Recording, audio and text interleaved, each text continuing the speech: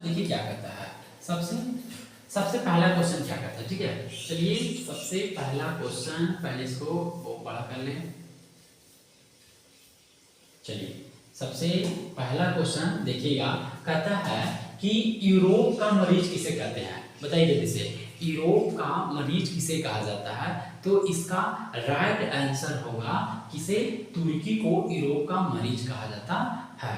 Question number second आ जाइए। Question number second कहता है वॉर एंड पीस। देखिए वॉर एंड पीस के लेखक कौन है, तो वॉर एंड पीस के लेखक है लियो टॉल्स्टॉय, ठीक है। क्वेश्चन नंबर 3 आ जाइए। जर्मन राइन, देखिए जर्मन राइन राज्य का निर्माण किसने किया, तो इसका आंसर होगा नेपोलियन बोनापार्ट। जर्मन राइन राज्य का निर्माण किसने किया, नेपोलियन बोनापार्ट। क्वेश्चन आ जाइए 4 आ जाइए। गैरिबाल्डी पेशे से क्या था, तो जो गैरिबाल्डी थे पेशे से क्या थे, नाविक थे, ठीक ना। गैरिबाल्डी पेशे से क्या था, तो इसका आंसर हो जाएगा नाविक हो जाएगा। क्वेश्चन नंबर अब आ जाइए। क्वेश्चन नंबर देखिए, क्वेश्चन नंबर हम लोग पढ़ेंगे 5, ठीक है। क्वेश्चन नंबर 5 देखिए। क्वेश्चन नंबर 5 है कि यंग इटली का स्थापना किसने किया था या किसने किए थे, तो यंग इटली की स्थापना की थी मेजनी। कौन, मेजनी, ठीक है। क्वेश्चन नंबर 6 आ जाइए। हनोई समझौता कब हुआ था, तो इसका राइट आंसर हो जाएगा 6 मार्च 1946 को। हनोई समझौता कब हुआ था, 6 मार्च 1946 को। चलिए आगे देखिए, जमशेदजी टाटा ने Tata iron and steel company की स्थापना कब किए थे, तो सोचिए इसका आंसर क्या होगा, तो इसका आंसर हो जाएगा 1907 ईस्वी में किए थे। कब किए थे, 1907 ईस्वी में किए थे। अब क्वेश्चन नंबर 12 किसका, क्वेश्चन नंबर 8 का, ठीक है। क्वेश्चन नंबर 8 देखिए क्या कहता है कि ब्रेटन वुड्स सम्मेलन किस वर्ष हुआ था। ब्रेटन वुड्स सम्मेलन किस वर्ष हुआ था, तो इसका आंसर हो जाएगा 1944 ईस्वी को ब्रेटन वुड्स सम्मेलन हुआ था। क्वेश्चन नंबर 10 आ जाइए। गुटेनबर्ग का जन्म कहाँ है, गुटेनबर्ग, हाँ गुटेनबर्ग का जन्म किस देश में हुआ था, ठीक है। तो गुटेनबर्ग का जन्म हुआ था जर्मनी, याद रखिएगा इसका आंसर क्या होगा, जर्मनी। गुटेनबर्ग का जन्म कहाँ हुआ, मतलब गुटेनबर्ग का जन्म किस देश में हुआ, जर्मनी। क्वेश्चन नंबर 10 आ जाइए। जनसंख्या का घनत्व सबसे अधिक कहाँ होता है, तो आप बताइए कि सबसे ज्यादा जनसंख्या घनत्व कहाँ होगा, तो सबसे ज्यादा जनसंख्या घनत्व होगा महानगर में। क्वेश्चन नंबर 11 आ जाइए। भारत का राष्ट्रीय पक्षी है, तो भारत का राष्ट्रीय पक्षी क्या है, मोर है, जिसको हम लोग देखिए यहाँ पे मयूर दिया हुआ है। आगे जाइए। क्वेश्चन नंबर 12, कोयला किस प्रकार का संसाधन है, तो बताइए ये क्वेश्चन पूछा हुआ है कि कोयला किस प्रकार का संसाधन है, तो इसका आंसर होगा अनवीकरणीय संसाधन। क्या है, अनवीकरणीय संसाधन। क्वेश्चन नंबर 13 आ जाइए। काली मृदा का दूसरा नाम है, मृदा का मतलब होता है मिट्टी, तो काली मिट्टी का दूसरा नाम है क्या है, तो काली मिट्टी को दूसरा नाम क्या है, रेगुल मिट्टी। क्वेश्चन नंबर आ जाइए 14, देश के बांधों को किसने भारत का मंदिर कहा, मोस्ट इंपोर्टेंट क्वेश्चन, कि देश के बांधों को किसने भारत का मंदिर कहा, तो याद रखिएगा पंडित नेहरू, यानी इसका पूरा नाम का वो पंडित जवाहरलाल नेहरू जी ने क्या कहे कि देश के बांधों को भारत का मंदिर कहे थे। मोस्ट इंपोर्टेंट क्वेश्चन है, आई क्वेश्चन आपका पूछा हुआ है, ठीक है। आ जाइए क्वेश्चन हमारा आ जाइए 15 आ जाइए। किस खनिज को उद्योग की जननी कहा जाता है, तो किस खनिज को उद्योग की जननी कहते हैं, तो इसका राइट आंसर हो जाएगा लोहा। किस खनिज को उद्योग की जननी कहते हैं, लोहा। आ जाइए क्वेश्चन नंबर 15 के बाद, चलिए ऊपर चलिए।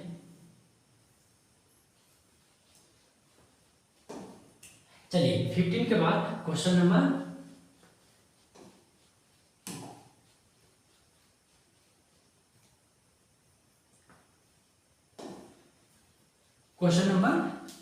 आ जाइए, थोड़ा सा देखिए, थोड़ा छोटा कर लेते हैं, बहुत ज्यादा बड़ा हो गया।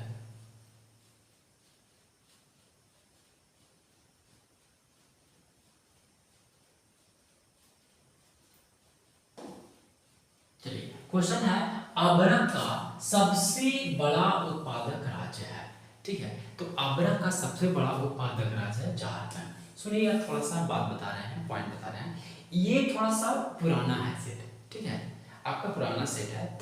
तो प्रेजेंट टाइम में अदरक का सबसे ज्यादा कहाँ उत्पादक है? सबसे ज्यादा अदरक का उत्पादन कर रहा है एपी का मतलब आंध्र प्रदेश। ठीक है, कौन सा राज्य कर रहा है सबसे ज्यादा?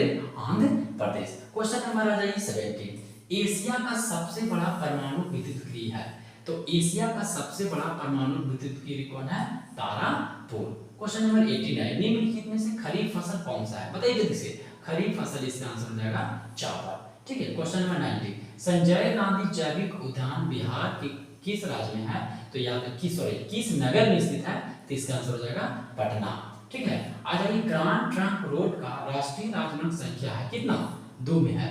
लोकतंत्र में निम्नलिखित में से कौन सा राजनीतिक शक्ति का स्रोत है? तो याद रखिए, सबसे ज्यादा राजनीतिक शक्ति किसके पास होता है? तो जनता के पास होता है। याद रखिए, किसके पास होता है? जनता के पास होता है। क्वेश्चन नंबर आ जाइए 21 हो गया।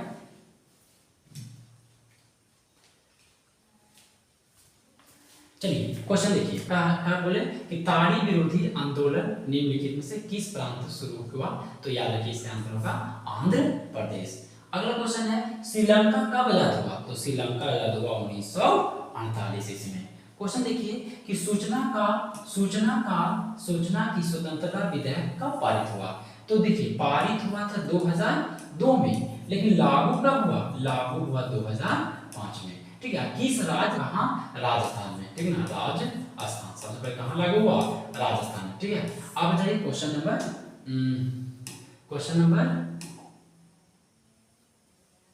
राजस्थान वाला हो गया। क्वेश्चन नंबर 16 आ जाइए। चलिए, लोकतंत्र जनता के द्वारा तथा जनता के लिए शासन है, यह कथन किनका है? तो ये कथन है अब्राहम लिंकन का। चलिए अगले क्वेश्चन नंबर 27। बिहार में संपूर्ण क्रांति का नेतृत्व निम्नलिखित में से किसने किए थे? तो बिहार में संपूर्ण क्रांति का नेतृत्व किए थे आपका जयप्रकाश नारायण ने। क्वेश्चन नंबर 28 देखिए, यूनाइटेड जनता पार्टी का गठन कब हुआ? तो इसका आंसर होगा, बता सकते हैं? यूनाइटेड जनता पार्टी गठन कब हुआ? 1999 ईस्वी में हुआ। ठीक है, क्वेश्चन नंबर आ जाइए 29। भारत में कहाँ औरतों के लिए आरक्षण की व्यवस्था है? तो भारत में औरतों के लिए आरक्षण की व्यवस्था कहाँ है? पंचायती राज संस्थान में। ठीक है, भारत में औरतों के लिए आरक्षण कहाँ है? तो बताइएगा, पंचायती राज संस्थान में। ठीक है, आ जाइए क्वेश्चन नंबर 30। क्वेश्चन नंबर 30 देखिए, कह रहा है कि साख पत्र कितने प्रकार होते हैं? तो बताइएगा, साख पत्र कितने प्रकार होते हैं? 8 प्रकार होते हैं। ठीक है, क्वेश्चन नंबर 31। भारत के केंद्रीय बैंक कौन है? तो याद रखिएगा, भारत का केंद्रीय बैंक होता है reserve bank of India, RBI, reserve bank of India. ठीक है, भारत का केंद्रीय बैंक कौन होता है? Reserve bank of India. Question number, अब आगे बढ़ते हैं, कहां तक हो गया? 31 तक। चलिए क्वेश्चन नंबर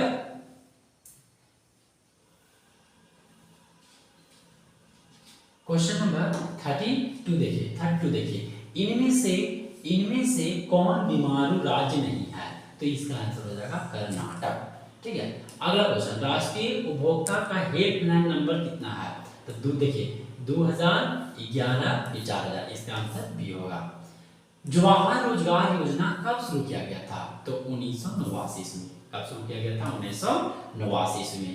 भारत में किस राज्य की प्रति व्यक्ति आय सर्वाधिक है? तो इसका आंसर होगा गोवा। ठीक है, लेकिन ये पुरानका के अनुसार है, नया करंट अफेयर के अनुसार प्रति व्यक्ति आय सबसे अधिक है सिक्किम का बताया है। ठीक है, अब आगे देखिए, मानव विकास सूचकांक के कितने सूचक होते हैं? आंसर याद रखिएगा, 3। Question number 37।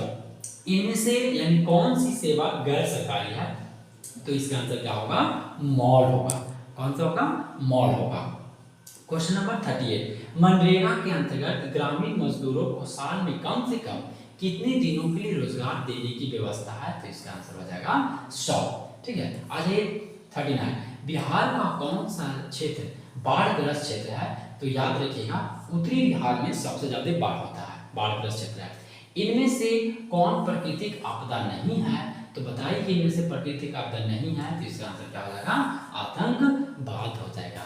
ठीक है, अब सुनिए, यदि हमारा ये जो सेट का सॉल्यूशन कराएं, यदि आपको पसंद आता है तो हमारे चैनल को लाइक कीजिए, हमारे चैनल को लाइक कीजिए, सब्सक्राइब कीजिए एंड शेयर कीजिए और साथ ही साथ कमेंट कीजिए। ठीक है, देखने के लिए आपका बहुत बहुत